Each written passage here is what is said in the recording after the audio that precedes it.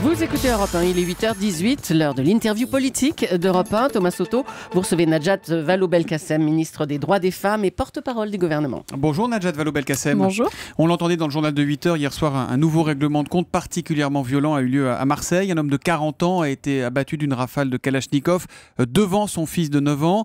On entendait des mères de famille qui disaient on n'est même plus en sécurité à la sortie de l'école. La veille, Manuel Valls, le ministre de l'Intérieur, était venu à Marseille pour se féliciter notamment des progrès dans la lutte contre la délinquance. Ça veut dire qu'on fanfaronne, mais que la réalité, c'est que la situation ne s'arrange pas du tout là-bas. Ça veut dire que la situation reste difficile en effet, mais que malgré tout, les efforts qui ont été déployés sur le terrain, et notamment les zones de sécurité prioritaires, ont permis de mettre à la fois plus de policiers dans les rues et de faire travailler mieux ensemble les collectivités locales, la police, la justice, sur des sujets qui sont... Mais le quatrième règlement de compte est spectaculaire encore depuis le début de l'année, depuis le mois de janvier. Bien sûr, mais on peut dénoncer évidemment ce règlement de compte, on peut constater avec, une forme d'effroi, en effet, la violence qui peut encore advenir à Marseille. Maintenant, on ne peut pas dire pour autant que le gouvernement n'ait rien fait sur ce sujet. C'est un combat continu, mais les efforts que nous avons déployés commencent à produire déjà des résultats. Peut-être un peu tôt pour s'en féliciter, pour aller à Marseille se dire que tout va bien quand on voit que la situation reste très tendue. Je crois que de manière générale sur les questions d'insécurité, il faut toujours considérer que le travail est à remettre sur l'ouvrage, parce que l'ouvrage est à remettre sur le tapis, parce que c'est comme cela, parce que vous n'êtes pas derrière chaque délinquant, vous n'êtes pas derrière chaque meurtrier en puissance en train de le surveiller. En revanche, vous créez un climat, vous faites en sorte que les officiers de police en particulier soient présents dans les rues pour rassurer les habitants, vous renouez la confiance aussi entre les habitants et les institutions, et donc c'est comme cela que les choses progressent. Maintenant, il faudra encore en faire toujours plus, parce que c'est vrai que c'est une ville dans laquelle le niveau de violence atteint est assez désastreux. Oui. Najat Vallaud-Belkacem, c'est la polémique qui gonfle depuis hier. Des parents d'élèves de primaire reçoivent des textos qui sèment le malaise. Alors je vous en cite un. L'éducation nationale va enseigner à nos enfants qu'ils ne naissent pas filles ou garçons comme Dieu l'a voulu, mais qu'ils choisissent de le devenir, avec des intervenants homo ou lesbiennes qui viendront leur bourrer la tête d'idées monstrueuses. On ferme les guillemets. Comment pouvez-vous rassurer ces parents ce matin ? D'abord, en leur disant que, vous savez, la vocation de l'école, c'est d'apprendre. D'apprendre quoi aux enfants ? D'apprendre à lire, à compter, à écrire, d'apprendre aussi les valeurs de la République. Que parmi les valeurs de la République, il y a la liberté, l'égalité, la fraternité. L'égalité, c'est notamment l'égalité entre les filles et les garçons. C'est cela qu'on apprend aujourd'hui à l'école aux enfants. Est-ce que ça a quelque chose à voir avec le contenu de ces SMS, avec une soi-disant théorie du genre qui n'existe pas, avec des cours d'éducation sexuelle ? C'est ce que dénoncent ceux qui envoient ces textos-là. Ceux qui envoient ces textos, si vous creusez un petit peu le sujet, sont des réactionnaires. Madame Farida Belgoul, pour la citer par son nom, pour que tout le monde aille se renseigner, qui est une proche d'Alain Soral, est connue pour ses positions extrémistes. Je trouve que c'est extrêmement dangereux de donner une telle audience à ces tentatives de détourner les parents de leur obligation scolaire, parce que je vous rappelle que dans ce pays aussi existe une obligation de scolariser ses enfants, de raconter des énormités qui, plus elles sont grosses et plus visiblement elles passent. Ce sont des énormités, ça veut dire que dans le nouveau programme ABCD d'égalité des sexes, on ne va pas questionner les enfants sur leur identité sexuelle, jamais, à aucun moment.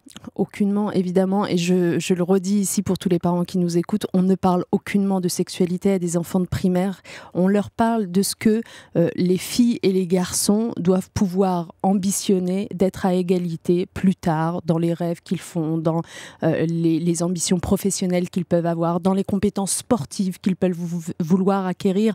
On sait bien qu'un certain nombre de différences de chances, d'opportunités et donc de réussite se construisent dès le plus jeune âge, parce que les filles vont avoir moins confiance en elles, parce que les garçons vont être moins incités que les filles à la lecture, par exemple. Du coup, ils auront de moins bons résultats que les filles, et c'est dommageable aussi. Eh bien, nous, on veut ouvrir toutes les chances et toutes les opportunités aux filles comme aux garçons, et donc on leur apprend l'égalité et le respect entre les sexes, rien de plus. Et si vous me permettez juste un mot, je voudrais quand même dire à quel point je suis scandalisée par les propos de Jean-François Copé sur ce sujet. Jean-François Copé qui fait le pari de la peur, du fantasme, de l'inquiétude des parents.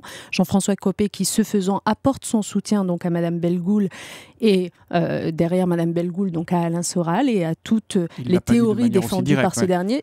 Lorsque Jean-François Copé dit « je comprends les inquiétudes des parents quant à une théorie du genre », lui qui sait parfaitement qu'il n'y a aucune théorie du genre développée dans les écoles primaires de France, bien entendu, eh bien, M. Copé fait en effet le pari du fantasme et je trouve que ça ne le grandit pas. Vous dites ce matin que certains à l'UMP jouent le jeu de ces extrémistes que vous dénonciez qui envoient ces textos ? Absolument, je dis qu'en disant cela, M. Copé qui sait parfaitement que nous n'apprenons pas la sexualité aux enfants de primaire, en laissant à croire que cela pourrait être possible, en venant soutenir cette théorie complètement fumeuse de Mme Bellegoul, eh bien, M. Copé, en effet, se range du côté des extrémistes contre la République et ses valeurs. Il y a un autre sujet qui vous sépare de l'UMP, votre projet de loi sur la parité femmes-hommes. On dit femmes-hommes ou hommes-femmes d'ailleurs ? Ou c'est indifférent ? Moi, je dis femmes-hommes tout simplement parce que c'est l'ordre alphabétique. Les femmes arrivent avant les hommes dans C'est une raison comme une autre. Hier, l'Assemblée nationale a donc adopté ce projet de loi pour l'égalité femmes-hommes. L'UMP s'est donc majoritairement abstenue, notamment parce qu'elle est mécontente du toilettage de la loi Veil sur l'IVG, avec la suppression de la notion de situation de détresse. Est-ce que c'était bien nécessaire finalement de toucher à ce texte et de remuer tout ça ? Ça fonctionnait pas trop mal jusqu'à présent comme ça, non ? D'abord, il y a une idée reçue qui est fausse, qui voudrait que depuis 40 ans, on n'a pas retouché à la loi Veil. Permettez-moi de corriger, on a retouché souvent à la loi Veil. Par exemple, à l'origine, l'IVG n'était pas remboursé par la Sécurité sociale, il l'a été par la suite. À l'origine, les jeunes filles mineures en étaient exclues. Elles ont été autorisées à y recourir par la suite. Donc progressivement, en fait, le législateur est venu compléter cette loi Veil. Et compléter une loi comme celle-là, c'est aussi la conforter, c'est lui donner l'assurance de résister au temps et aux résistances qui, malgré tout, se manifestent dans la société. Parce que vous voyez bien qu'il y a toujours des volontés de revenir en arrière ici ou là. Elles sont parfois très minoritaires. C'est fort heureusement le cas dans notre pays. On voit dans d'autres pays que ça peut devenir plus important.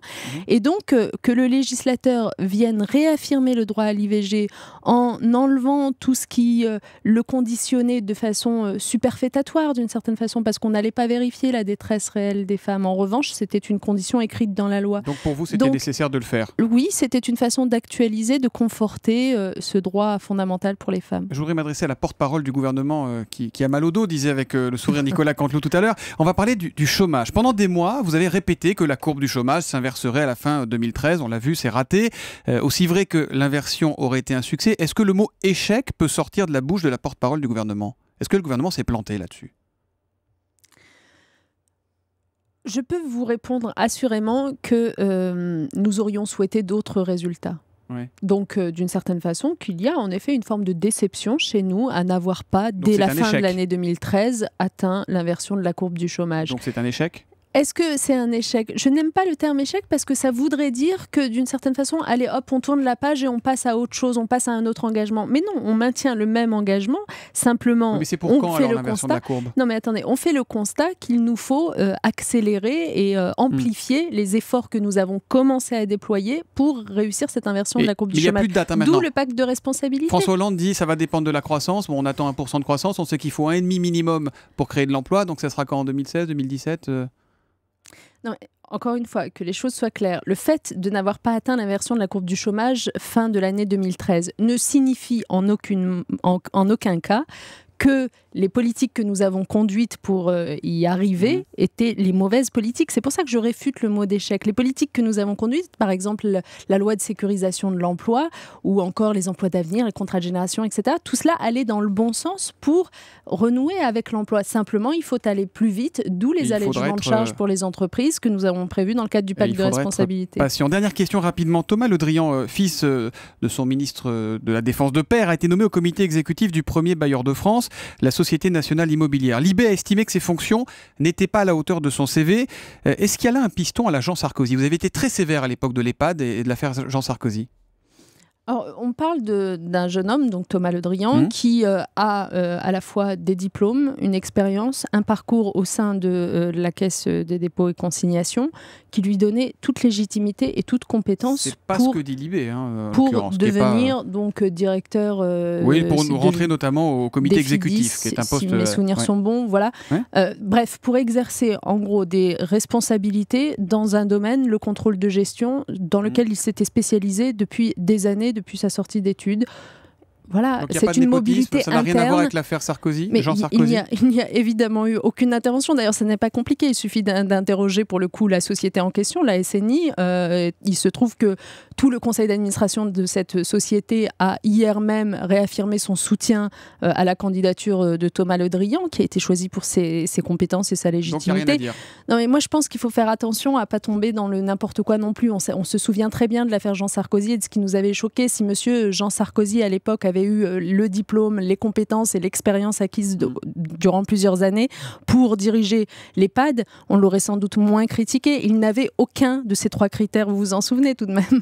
Donc je crois qu'il n'y a rien de comparable en effet. Merci Najat Vallaud-Belkacem d'être venue ce matin en direct sur Europe 1. Bonne journée.